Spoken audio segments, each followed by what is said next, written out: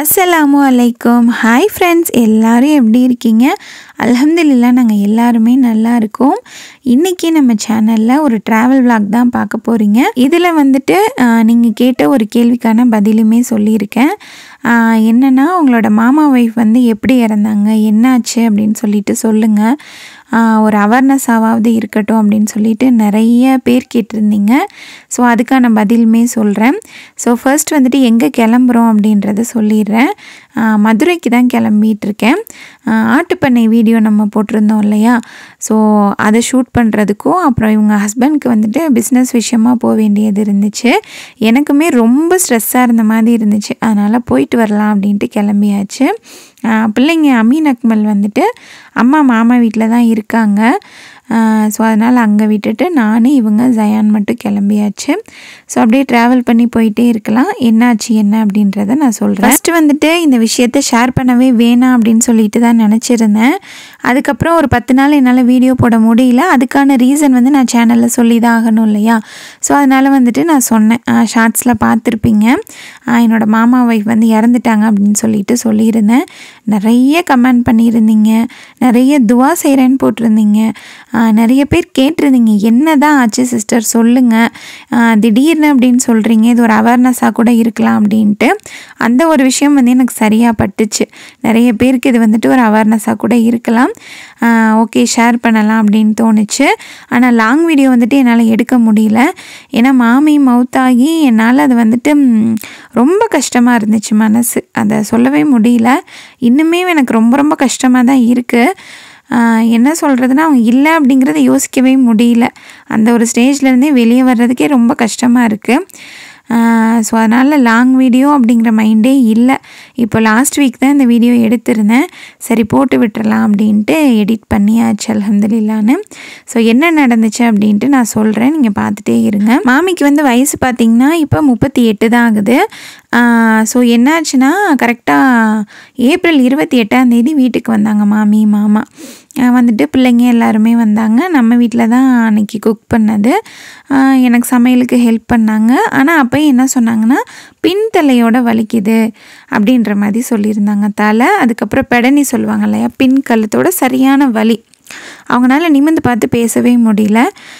நான் என்ன நினச்சேன்னா, நமக்கு தலைக்கு குளிச்சுட்டு தலையை ஒழுங்காக காய விடலை அப்படின்னா வலிக்கும் இல்லையா, அந்த மாதிரி வலியாக இருக்கும்னு நினச்சிட்டு தைலம் எடுத்து கொடுத்தேன். அதுக்கப்புறம் தலைவலி மாத்திரை கொடுத்தேன். அதுக்கெலாம் சரியாகவே ஆகலை. அதுக்கப்புறம் ஒரு 2 மணி போல் ஹாஸ்பிட்டல் போயிட்டு வந்தாங்க. போயிட்டு வந்துட்டு அந்த பெயின் கில்லர் தான் போடுவாங்க இல்லையா தலைவலிக்கெலாம், அந்த எஃபெக்ட் இருக்க வரைக்கும் அந்த தலைவலி விடுறது, அதுக்கப்புறம் திரும்ப வந்துடும். இப்படியே இருந்துச்சு. அப்புறம் அன்றைக்கி நைட்டு வந்து வீட்டுக்கு போயிட்டாங்க. இங்கே உள்ளூர் தான் இல்லையா, வீட்டுக்கு போயிட்டாங்க. அதுக்கப்புறம் ஒரு 2 டேஸாக ஃபோனும் இல்லை, எப்போவுமே வீட்டுக்கு வருவாங்க, வரவும் இல்லை. அதுக்கப்புறம் ஒரு 2 டேஸ் விட்டுட்டு வியாழக்கிழமை ஃபோன் பண்ணுறப்ப 2 நாளாக ஒரே தலைவலியாக இருக்குது அப்படின்னு சொல்லிட்டு மாமா அம்மாட்ட சொல்லியிருக்காங்க. சரி போய் அன்றைக்கி வீட்டில் போய் பார்த்துட்டு வந்துடலாம் அப்படின்ட்டு நானும் அம்மாவும் பேசிகிட்டு இருந்தோம். அதுக்குள்ளே என்ன ஆயிடுச்சுன்னா, அன்றைக்கி ஈவினிங் வந்து மயக்கம் போட்டு விழுந்துட்டாங்களாம். மயக்கம் போட்டு விழுந்ததுமே பார்த்திங்கன்னா எல்லாருமே பயந்துட்டாங்க. டக்குன்னு இங்கே கொடைக்கானல் ஜிஹெச்சுக்கு வந்து தூக்கிட்டு போயிருக்காங்க. தூக்கிட்டு போய் பார்த்து அதுக்கப்புறம் இன்ஜெக்ஷன் போட்டு ட்ரிப்ஸ் எல்லாம் போட்டதுக்கப்புறமா கொஞ்சம் பேசினாங்க. நாங்களுமே பார்க்க போனோம். அப்போவுமே அவங்களால நிமிர்ந்து பார்க்க முடியல. நைட் அப்படியே அட்மிட் ஆகட்டும் அப்படின்னு சொல்லியிருந்தாங்க. அப்புறம் நாங்கள் வீட்டுக்கு வந்துட்டோம்.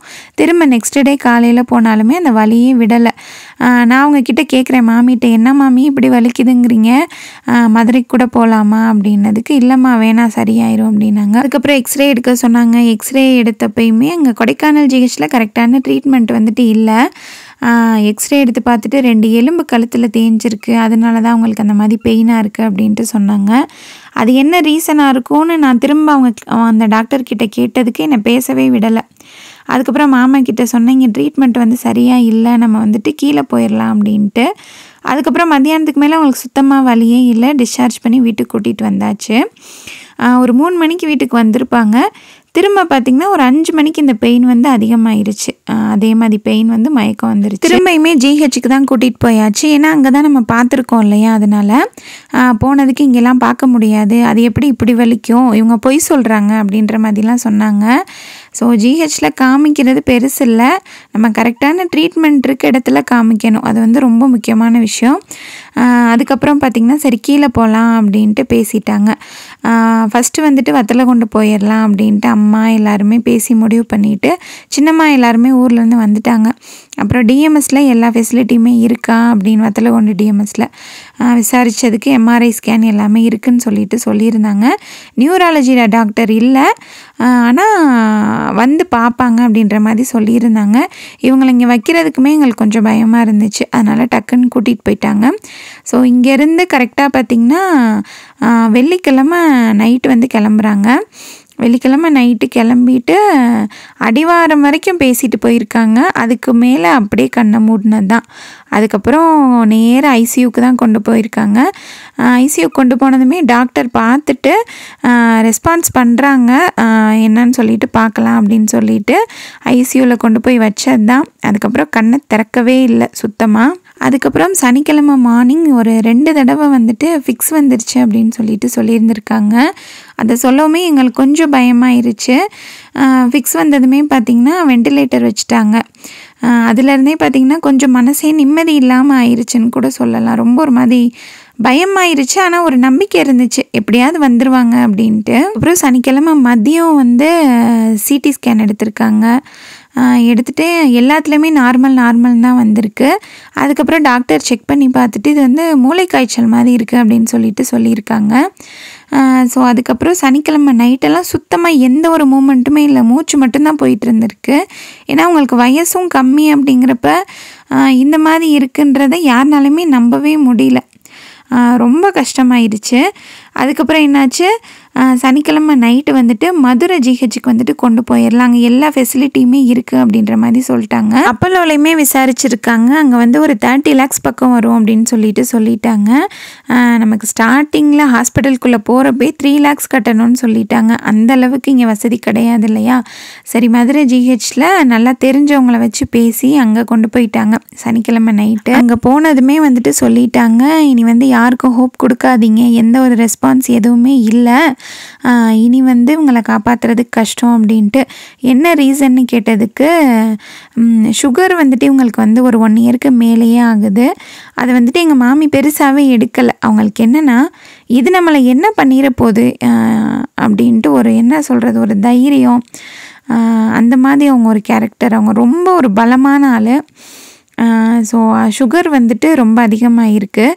அதுக்கப்புறம் வந்துட்டு இவங்களுக்கு கோல்டு இருந்துக்கிட்டே இருக்கும் எப்போவுமே. அந்த கோல்டில் அந்த சளியில் இருக்க ஏதோ ஒரு கிருமி வந்துட்டு ரத்தத்தில் கலந்து இந்த சுகர் கூடவும் அது வந்துட்டு அந்த கிருமி வந்து நிறைய பரவிருச்சு. அதனால அது போய் பிரெயினை பிளாக் பண்ணிருச்சு அப்படின்ற மாதிரி சொல்லியிருக்காங்க. ஸோ மூளை செயலிழந்தனால என்ன ஆயிடுச்சுன்னா ஒவ்வொரு உறுப்பாக ஒவ்வொரு ஆர்கனாக செயலிழக்க ஆரம்பிச்சிருச்சு. ஸோ ஃபைனலாக பார்த்திங்கன்னா மூச்சு மட்டும்தான் போயிட்டு இருந்துச்சு ஒரு 12 மணி நேரமாக. அதுக்கப்புறம் அப்படியே பார்த்திங்கன்னா ஞாயிற்றுக்கிழமை ஒரு மதியானம் 2:45 போல் வஃபாத் ஆயிட்டாங்க. ரொம்ப ரொம்ப என்ன சொல்கிறது, ஏற்றுக்கவே முடியாத ஒரு மரணம் இது வந்துட்டு. எங்களால் இது நடக்குது அப்படிங்கிறத ஏற்றுக்கவே முடியல. ஃபோன் பண்ணி சொல்கிறாங்க, என்னால் அந்த ஒரு சூழ்நிலை வந்துட்டு மேனேஜ் பண்ணவே முடியல. ஏன்னா எங்கள் மாமா பொண்ணு, சின்ன பையன் எல்லோரும் எங்கள் வீட்டில் தான் இருக்காங்க. அவங்கக்கிட்ட சொல்லாமல் நான் அவங்க வீட்டுக்கு கூட்டிகிட்டு போகணும். அதை மேனேஜ் பண்ணி கொண்டு போனது என்னால் அல்லாஹூ படத்தில் பார்த்த மாதிரி ஆயிடுச்சு. ரொம்ப கஷ்டமாயிருச்சு. ஸோ இதுலேருந்து நான் என்ன உங்ககிட்ட சொல்ல வர்றேன்னா, சுகர் தானே, ப்ரெஷர் தானே, ஒரு ஃபீவர் தானே, கோல்டு தானே அப்படின்னு அசால்ட்டாக இருக்கக்கூடாது. நம்மது வந்து உடம்பு தான், அது வந்து ஒரு மிஷின் மாதிரி தான். அந்த சிஸ்டம் வந்து கரெக்டாக போயிட்டுருக்க வரைக்கும் தான் நல்லது. ஒரு விஷயம் கூடுது குறையுது அப்படின்னா கொஞ்சம் கவனிச்சுக்கணும். எவ்வளோ வேலையாக இருந்தாலும் சரி, எவ்வளோ நம்ம பிஸியாக இருந்தாலும் சரி, ஹெல்த் கான்ஷியஸ் அப்படிங்கிறது ரொம்ப ரொம்ப முக்கியம். ஸோ அதை கொஞ்சம் கவனிச்சுக்கோங்க. இன்னொரு விஷயமும் நான் சொல்லிக்கிறேன், இது வந்து இறைவன் எழுதிட்டான் இவங்களுக்கு வந்து இப்படி தான் அப்படின்னு. இருந்தாலும் நம்ம மனுஷங்க தானே, நம்மளால் வந்துட்டு அதை ஏற்றுக்க முடியல. ரொம்ப கஷ்டமாக இருந்துச்சு. ஸோ இதுதான் ரீசன். எல்லாருமே அவங்களுக்காக துவா செஞ்சுக்கோங்க. இவங்க வந்து வஃபாத் ஆயிட்டாங்க அப்படின்னு சொல்லிட்டு அதோட விட்டுறணும் அப்படின்னு தான் நினச்சேன். கண்டிப்பாக இது வந்துட்டு ஒரு அவேர்னஸாக இருக்கும் அப்படின்றதுக்காக தான் இந்த வீடியோவில் ஷேர் பண்ணியிருக்கேன். யாருமே எந்த ஒரு விஷயத்தையுமே அசால்ட்டாக எடுத்துக்காமல் கொஞ்சம் கவனித்து நம்ம உடம்பையுமே பார்த்துக்கணும். எங்கள் மாமி வந்து பார்க்கல, அவங்க வந்து எப்படின்னா ரொம்ப தான் நினைப்பாங்க, அது நம்மளை என்ன பண்ணிட போகுது, நம்ம பார்த்துக்கலாம், என்ன வந்தாலும் பார்த்துக்கலாம் அப்படின்ற ஒரு மன தைரியம் இருக்கும். மன தைரியம் ஸ்ட்ராங் அப்படின்ற விஷயம் வந்துட்டு இருக்க வேண்டிய விஷயத்தில் இருக்கணும், பார்க்கணும் அப்படிங்கிறத பார்த்துடணும். ஸோ அதை தான் இந்த வீடியோவில் நான் சொல்லணும்னு நினச்சேன். மற்றபடி இறைவன் வந்து எழுதிட்டான் இது இப்படி தான் அப்படின்னு, அதையும் நம்ம வந்துட்டு ஏற்றுக்கிட்டு தான் ஆகணும். எங்கள் மாமா ஃபேமிலிக்காக நிறைய துவா செய்யுங்க. மெயினாக அந்த 3 குழந்தைங்களுக்காக துவா செய்யுங்க. ஏன்னா தாய் இல்லாமல் குழந்தைங்க வளர்றது அப்படிங்கிறது ரொம்ப ரொம்ப ரொம்ப கஷ்டம். ஸோ அந்த குழந்தைங்க வந்து இன்னும் ஸ்ட்ராங் ஆகணும், இன்னும் அவங்களோட எதிர்காலம் வந்து நல்லா இருக்கணும் அப்படின்னு சொல்லிட்டு நிறைய துவா செஞ்சுக்கோங்க. ஸோ இப்போ வந்துட்டு நம்ம எங்கே இருக்கோம் அப்படின்னா மதுரை வாடிப்பட்டியில் இருக்க ஆயிஷாமா ஆட்டுப்பண்ணையில் தான். ஸோ இவங்களோட ஆட்டுப்பண்ணை பற்றி ஆல்ரெடி நான் வந்துட்டு ஷார்ட்ஸ் போட்டிருந்தேன். இவங்களோட ஆட்டுப்பண்ணை பார்த்திங்கன்னா ரொம்ப ரொம்ப அழகாக ஒரு தோப்புக்குள்ளே இயற்கையான சூழ்நிலையில் ஆடுகளை வளர்க்குறாங்க. அதே மாதிரி தீவனமே நல்ல இயற்கையான தீவனம் போட்டு வளர்க்குறாங்க. ஸோ ஆடுகள் பார்த்தாலே தெரியும் எவ்வளோ சூப்பராக வளர்த்துருக்காங்க அப்படின்ட்டு. இப்போ பக்ரீத் வர்றதுனால ஆஃபர்ஸுமே போட்டிருக்காங்க. ஃபர்ஸ்ட் ஆஃபர் வந்துட்டு நான் வீடியோவில் ஆல்ரெடி சொல்லியிருந்தேன். ஜூன் 2 வரைக்கும் 8000 ரூபா பே பண்ணுறீங்க அப்படின்னா 28 to 30 கிலோகிராம் எடையுள்ள ஆடும், 10,000 ரூபா பே பண்ணுறீங்கன்னா 38 to 40 கிலோகிராம் எடையுள்ள ஆடும் அடுத்த வருஷம் 2026க்கான பக்ரீத்துக்கு உங்கள் ஊர்லேயே கொண்டு வந்து கொடுத்துருவாங்க. இப்போது இன்னொரு ஆஃபருமே போட்டிருக்காங்க. 13,000 ரூபா பே பண்ணிங்க அப்படின்னா 2026, 27 2 வருஷத்துக்கு நீங்கள் வந்துட்டு குர்பானி ஆடை புக் பண்ணிக்கலாம். அந்த ஆடோட எடை பார்த்திங்கன்னா 28 to 30 கிலோ இருக்கும். 13,000 ரூபாய்க்கு 2 ஆடு அப்படிங்கிறது பெரிய விஷயம் இல்லையா? ஸோ யூஸ் பண்ணணும் அப்படின்றவங்க யூஸ் பண்ணிக்கோங்க. இந்த ஆஃபர் வந்துட்டு கொஞ்சம் கம்மியான டைம் தான் இருக்குது. இன்னுமே டைம் வந்துட்டு சொல்லலை, குறுகிய காலம் அப்படின்னு சொல்லியிருக்காங்க. ஸோ ஸ்க்ரீனில் தெரிகிற நம்பரை காண்டாக்ட் பண்ணிவிட்டு யூஸ் பண்ணிக்கோங்க. அதுக்கப்புறமா அவங்க ஆஃபீஸ்க்குமே போயிருந்தோம். தீக்கதிர் நாளிதழ் ஆஃபீஸ் இருக்கு இல்லையா, அதுக்கு அப்படியே ஆப்போசிட்டில் தான் இருக்குது. ஸோ அங்கேயுமே பார்த்திங்கன்னா இப்போ இந்த வருஷம் ஆடு டெலிவரி கொடுக்கணும் இல்லையா, அது எல்லாத்தையுமே நீட்டாக தனித்தனியாக எழுதி காலம்லாம் போட்டு எப்போ எந்தெந்த ஆடு கொடுக்கலாம், எந்த ஊருக்கு போகலாம் அப்படின்னு சொல்லிட்டு நல்லா நீட்டாக ப்ரிப்பேர் பண்ணி வச்சுருந்தாங்க. அதெல்லாம் பார்த்துட்டு இருந்தேன். ஸோ இந்த வருஷம் ஆடுகளுமே இறக்கிட்டு இருக்காங்க, நமக்குமே இனி வந்துடும் இன்ஷா அல்லாஹ். ஸோ இந்த ஆஃபரை யூஸ் பண்ணிக்கோங்க, நிறைய பேருக்கு யூஸ்ஃபுல்லாக இருக்கும் அப்படின்றதுக்காக தான் ஷேர் பண்ணியிருக்கேன். ஸோ மதுரைக்கு போயிட்டு நெக்ஸ்ட் டே வந்துட்டு ஆயிஷா மாட்டுப்பண்ணை வீடியோ எடுத்துட்டு நைட்டு டின்னருக்கு எங்கேயாவது போய் சாப்பிட்டுட்டு வரலாம் அப்படின்ட்டு சின்னம்மா, சின்னத்தா, நான், இவங்க எல்லோரும் ஹோட்டலுக்கு போயிட்டோம். அமீன் அக்மல் ஊரில் விட்டுட்டு போயிருந்தோம். அதே மாதிரி சின்னம்மா பிள்ளைங்க, பையன் ஒன்று பொண்ணு ஒன்று, அவங்களுமே மாமா வீட்டில் தான் இருந்தாங்க. அதனால் நாங்கள் 4 பேர் ஜயான் மட்டும் கிளம்பியாச்சு. ஸோ எனக்கு வந்துட்டு மெயினாக நான் போனது வீடியோ எடுக்கிறது ஒரு ரீசனாக இருந்தாலுமே எனக்கு ரொம்ப ஸ்ட்ரெஸ்ஸாக இருந்த மாதிரி இருந்துச்சு. சரி, அதனால் போயிட்டு வரலாம் அப்படின்ட்டு ஒரு ரிலாக்ஸேஷனாக இருக்கட்டும், மைண்ட் சேஞ்சாக இருக்கட்டும் அப்படின்றதுக்காக தான் போனது. ஏன்னா நான் ஃபஸ்ட்டே சொன்ன மாதிரி இந்த மவுத் அப்படிங்கிற விஷயம் வந்துட்டு யாருனாலுமே ஒரு ஏற்றுக்கவே முடியல. 38 வயசில் ஒரு மவுத் வர வயசா அப்படின்ற மாதிரி தான் இருக்குது. ஸோ துவா செய்யுங்க இன்ஷா அல்லாஹ். ஸோ ஹோட்டலுக்கு போயிட்டு நல்லா சூப்பராக சாப்பிட்டாச்சு.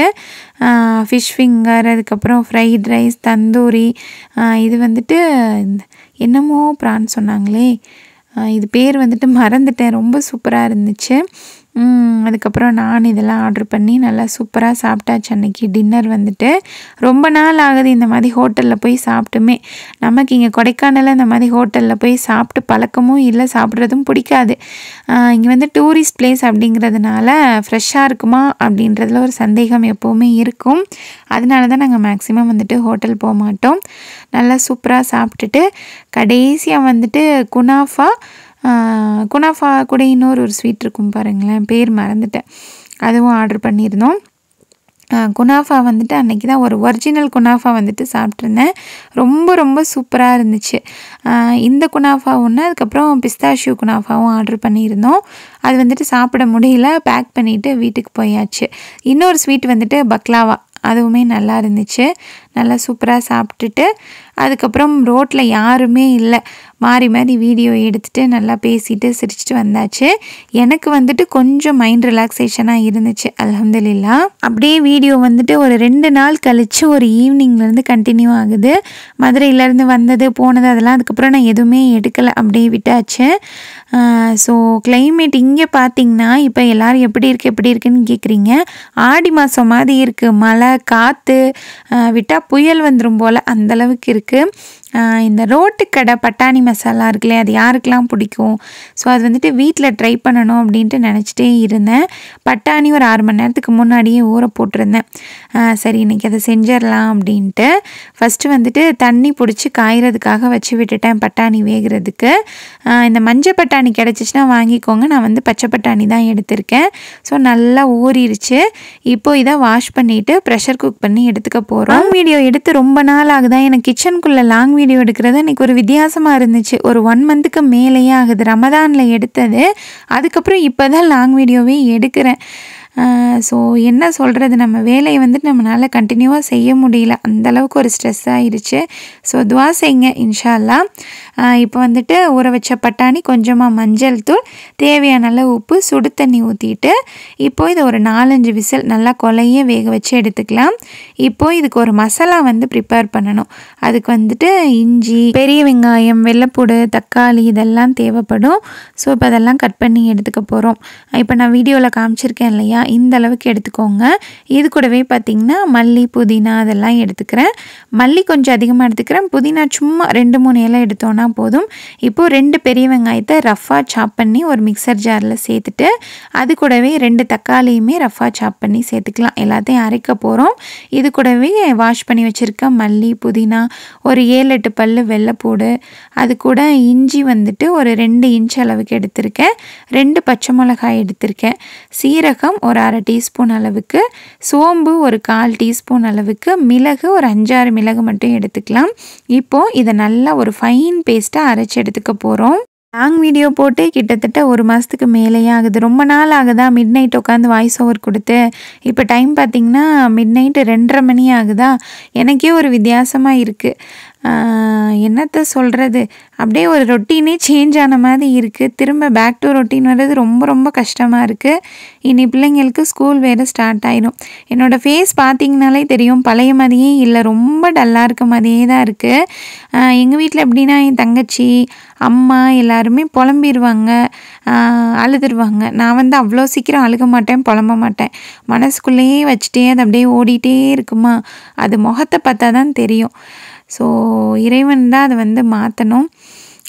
எல்லாருமே எல்லாருக்காகவுமே துவா செய்யுங்க இன்ஷா அல்லாஹ். ஸோ இப்போ பார்த்திங்கன்னா பட்டாணி விசில் வந்துட்டே இருக்குது. இன்னொரு பக்கம் வந்துட்டு ஒரு இரும்பு சட்டியில் எண்ணெயுமே ஊற்றிருக்கேன் பானிபூரி ஃப்ரை பண்ணுறதுக்காக. அதுக்கப்புறம் அதை கார்னிஷ் பண்ணுறதுக்கு பெரிய வெங்காயம், கேரட், அதுக்கப்புறம் ஒரு மாங்காய் எடுத்திருக்கேன். மாங்காய் வந்து போட மாட்டாங்க, ஆப்ஷனல் தான். ஆனால் பச்சை மாங்காய் இருந்துச்சா அன்றைக்கி அதுவுமே போட்டிருந்தேன். நல்ல டேஸ்ட் வந்துட்டு சூப்பராக இருந்துச்சு. இப்போ ஒரே ஒரு பெரிய வெங்காயம் எடுத்திருக்கேன். இதை நல்லா பொடிசாக கட் பண்ணி எடுத்துக்கலாம். மாங்காய் வந்துட்டு ரொம்ப அதிகமாக எடுக்கல, நான் வீடியோவில் காமிச்சிருக்கேன் இல்லையா, பாதி கட் பண்ணி அதை நல்லா குட்டி குட்டி பீஸாக பொடிசாக கட் பண்ணிக்கலாம். அது நரிச்சுன்னு கடிப்படையில் ரொம்ப டேஸ்ட்டாக இருக்கும். அதுக்கப்புறம் நல்லா ஒரு பெரிய கேரட் எடுத்திருந்தேன் இல்லையா, அதை வந்துட்டு திருகி எடுத்துக்கலாம். இல்லை அது சின்ன சின்னதாக கட் பண்ணி போடுறதுனாலும் போட்டுக்கலாம். திருகி போட்டோம் அப்படின்னா நமக்கு சாப்பிட்றப்ப நல்லாயிருக்கும். இது கூடவே கொஞ்சமாக மல்லி இலையை நல்லா அலசிட்டு அதையும் சின்ன சின்னதாக கட் பண்ணிவிட்டு எடுத்து வச்சுக்கலாம். ஸோ அவ்வளோதான் கார்னிஷிங்க்கு. பானிபூரிக்கு நம்ம பூரி வாங்கியிருந்தோம் இல்லையா, அது கொஞ்சம் இருந்துச்சு, அதையுமே நல்லா ஃப்ரை பண்ணி எடுத்துக்கிட்டேன். உங்களுக்கு இது வீடியோவில் பார்க்குறதுக்கு கொஞ்சம் லாங் ப்ராசஸாக இருக்க மாதிரி இருக்கும். ஆனால் பட்டாணி ஊற போட்டோம் அப்படின்னா வேலை ரொம்ப ரொம்ப ஈஸி தான். டேஸ்ட்டும் பார்த்திங்கன்னா அவ்வளோ சூப்பராக இருக்கும். அதுவும் இந்த மழை நேரத்தில் சாயந்தரம் போல் நல்லா சுட சுட சாப்பிட்டிங்க அப்படின்னா செம்மையாக இருக்கும்.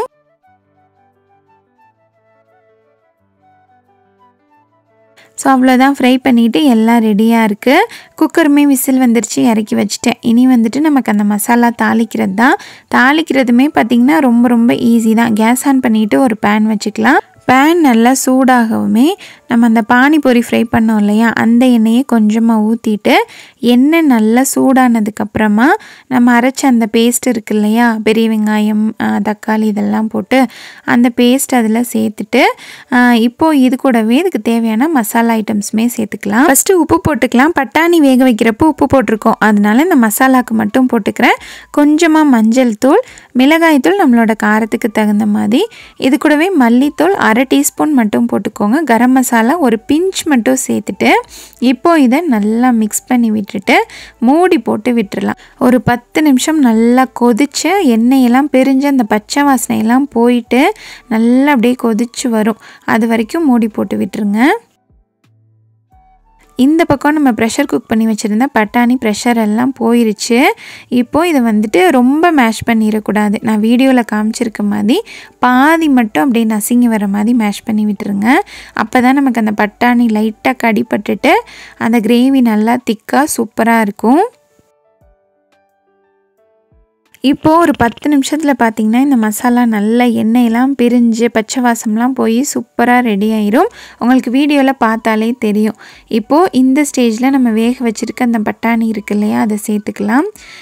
நல்ல டேஸ்ட்டாக இருக்கும். இது எப்படின்னா நமக்கு வந்துட்டு இந்த சாட் ஐட்டம்ஸ் பிடிக்கிறவங்களுக்கு இந்த பட்டாணி மசாலா வந்து ரொம்ப பிடிக்கும்.